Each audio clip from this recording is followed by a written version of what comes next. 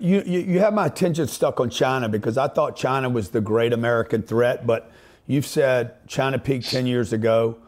I heard you say on a YouTube clip that you were speaking to a big audience that it will not be competitive militarily until 2100. Did I misunderstand that? Yeah, I think it was like 2200.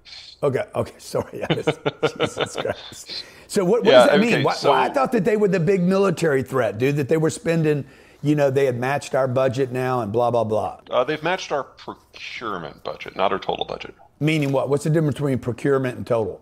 New equipment purchases. They're buying lots of new equipment, but they don't have the operational force we have, and they certainly don't have the expertise that we have or the reach that we have. Okay, based on whose numbers you use, the Chinese have somewhere between 380 and 650 ships in their Navy. We have about 270. Mm-hmm. There are two problems with that comparison. The first one is it ignores size, because in Navy issues, size matters.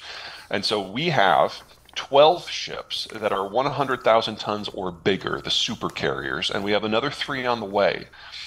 The Chinese have none of that class. Well, they've got one that they've built that is going through flight trials. It is intended to be a test bed.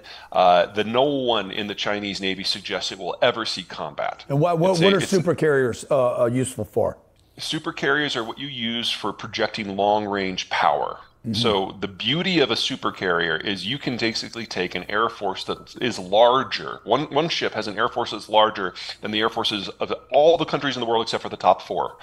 And you can move it wherever you want and choose the time and the place of an air and naval conflict and then sail on. So if you want to knock over a country, a super carrier is what you want, and we have 12 of them. And I would argue 2 super carriers that we have are greater, more power protection capability than the entirety of the Chinese Navy. The Chinese Navy, just 2. 2 of our super carriers.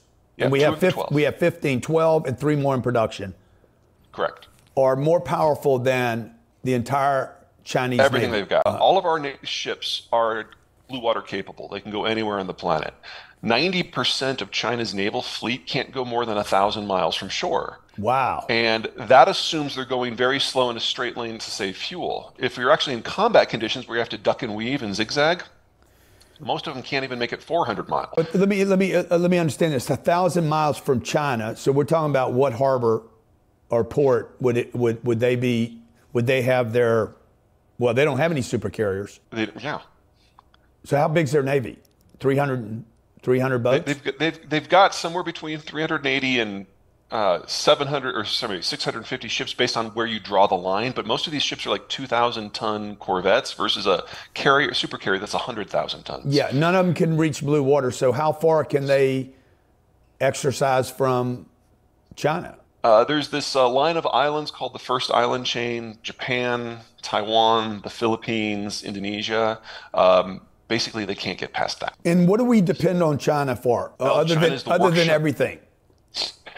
China's the workshop of the world. So none of the raw materials come from China, but a lot of the materials processing is in China, and most of the assembly of finished goods is in China. And then there's a lot of manufacturing steps in between where the rest of the world is more important than China, but a lot of the low-end stuff is China. So whenever you see made in China on the back of a product, it probably wasn't actually manufactured there. It was assembled there. And I'm not trying to say that that's not an important step. That's a hugely important step. Obviously, if you brought me all the components to a computer, it's just going to be a bunch of paperweights in my hands.